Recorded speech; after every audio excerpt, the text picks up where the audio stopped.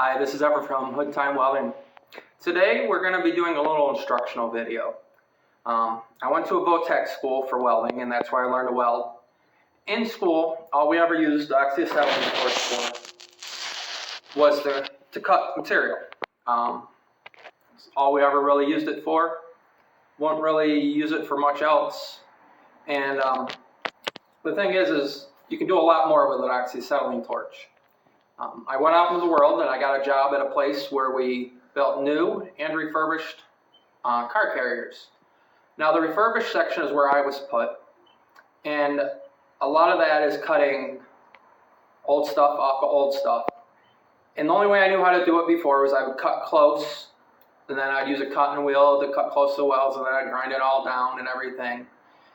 And one day right after I started, one of the guys showed me what's called either scarfing or skimming.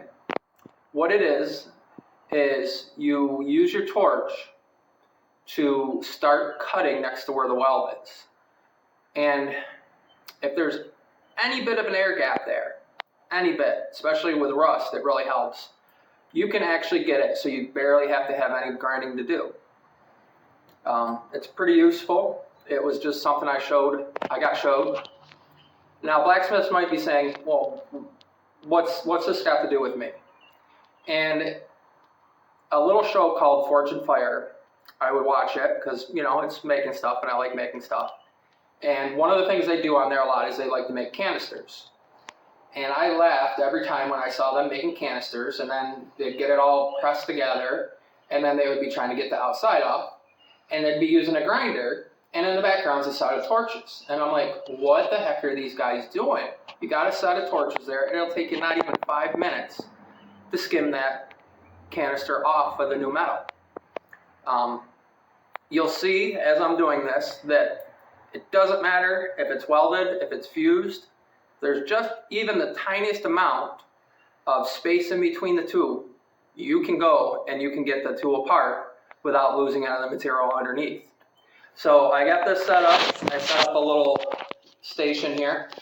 The top weld, I just grabbed some scrap out of the pile. And this one, there's probably an 1/8 of an inch gap between the bar and the ankle. And then on the bottom one here, it is tight. It is pressed flat.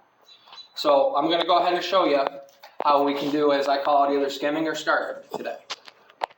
So please join me and let's get started. All right. So let's go ahead and get the torch started. Turned up a little bit here. Make sure I got her set nice. So from school, what I learned was just the basic technique of cutting. So the problem with this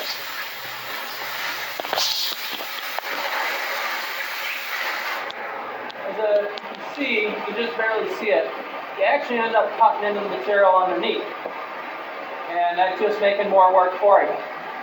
Now the technique I use, like I said, is called scarfing or skimming. The whole thing about this is you get her started, and you can just see where your metal on top is turning the liquid, and you just give it just a little bit of oxygen. And you can see we're not taking any of that base material away.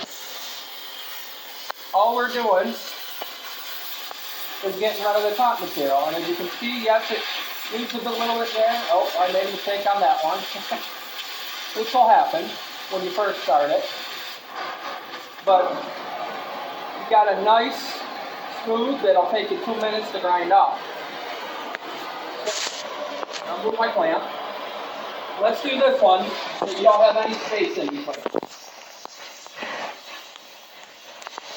So I'm going to get it heated up, and then I'm just going to give it a little bit of oxygen, not full bore.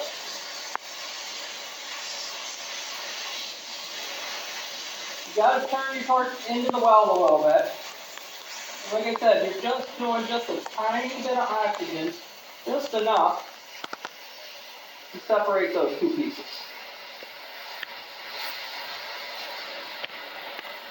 My biggest problem with this piece, I think, is just that I just welded it. So the weld's sort of still hot a little bit. But still, as you can see,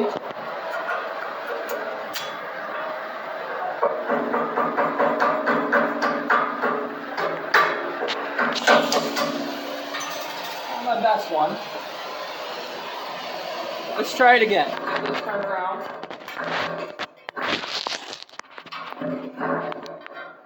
She's a little hot. Alright. Yeah, better. Get that a little bit more secure. There we go. This one you should be able to see it a little bit better. It's right on the outside here. Get the torch lit back up. That, and I might have been running a little hot with the torch. I tend to do that.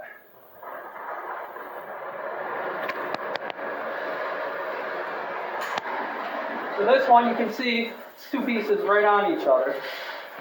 So I'm going to heat it up like I regularly would. Then I'm going to just go ahead. You can see where the other metal is. You can see I'm not right up next to it. You can see how she's flowing away from it, and the two metals are separating nice and easy. And you can hear that I'm not putting all the oxygen that I have onto this. It's just a little slight pressure.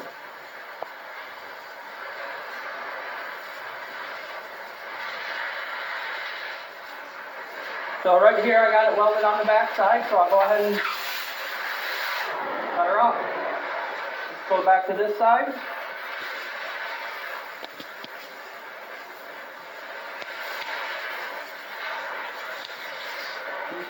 You can see how the two metals, you can see the delineation between the two layers of metal. And then you can come back and just blow this off. Give her a little more oxygen.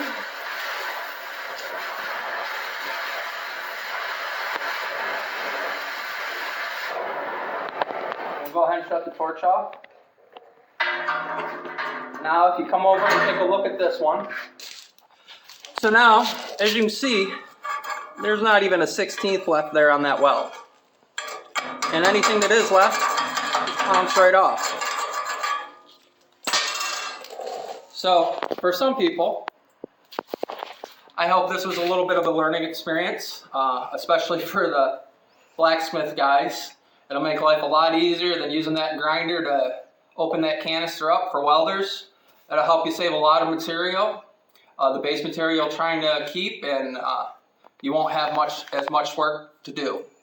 Thank you for watching. If you like this video, please subscribe and follow. Have a good one.